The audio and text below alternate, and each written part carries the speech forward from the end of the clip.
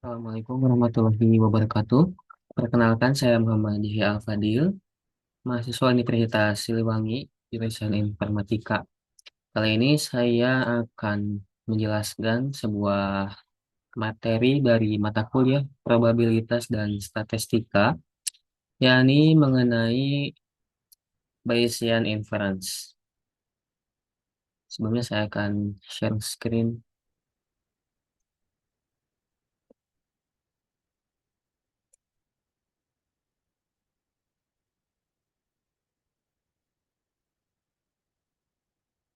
Baik,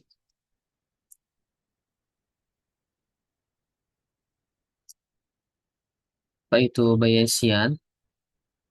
Bayesian adalah sebuah metode statistik untuk memperbarui kepercayaan berdasarkan bukti baru. Mungkin Bayesian inference ini adalah metode statistik untuk menghitung ulang peluang terjadinya sesuatu bila mendapatkan data atau bukti yang baru.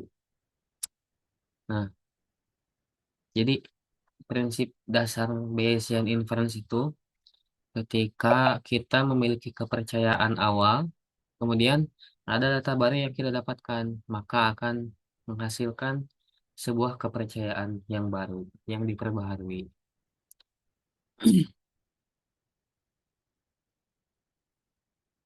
Nah, teorema Bayesian ini memiliki beberapa komponen, yaitu ada posterior, likelihood, prior, dan evidence. Posterior adalah probabilitas hipotesis setelah melihat bukti. Likelihood adalah probabilitas bukti jika hipotesis benar. Prior adalah probabilitas awal hipotesis sebelum melihat bukti. Dan evidence adalah probabilitas dari total bukti yang ada.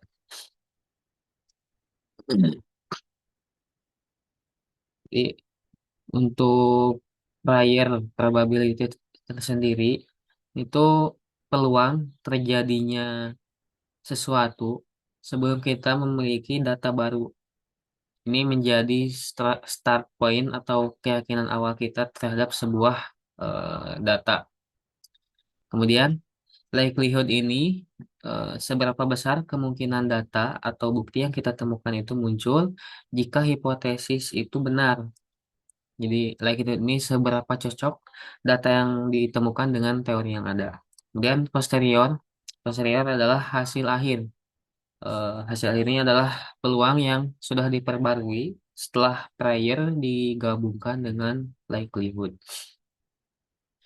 Ini rumusnya, posterior sama dengan likelihood dikali dengan prior dibagi dengan evidence. Seperti itu.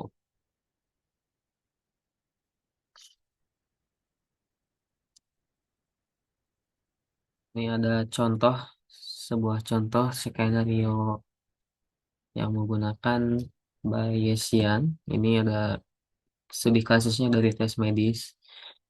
Skenarionya, sebuah penyakit langka menyerang 1% populasi. Tes untuk penyakit ini memiliki akurasi 95%. Kemudian dan tingkat false positifnya 5%. Jika seseorang tes positif, berapa probabilitas dia benar-benar sakit? Ini ada solusinya. Maka diketahui eh, probabilitas eh, sakit itu 1% sama dengan 0,01. Ini ditetapkan menjadi prior atau eh, probabilitas awal. Kemudian, tes untuk penyakit ini memiliki akurasi 95%, terus positif. 95% ini positif sakit. Ini menjadi data likelihood dan tingkat false positif 5%. Ini menjadi eh, likelihood untuk probabilitas positif yang sehat. Yang sehat. Likelihoodnya kita gunakan data yang sakit. yang 95% ini. Kemudian evidence-nya atau probabilitas total dari bukti ini 95% dikali dengan 1% ditambah dengan 5% dikali 0,99.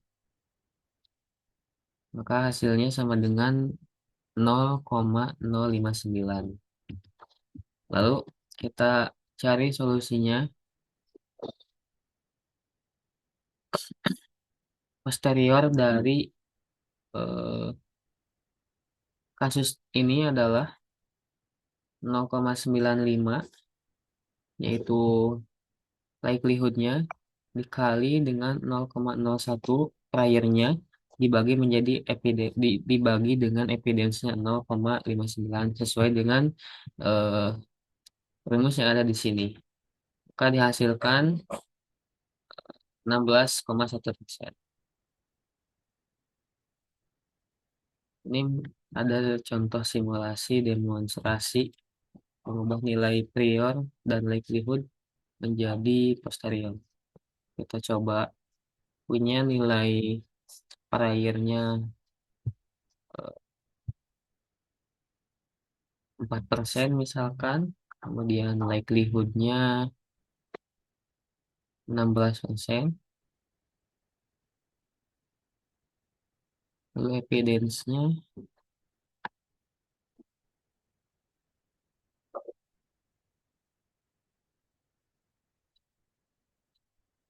itu K, hasil atau posteriornya adalah 2,7%.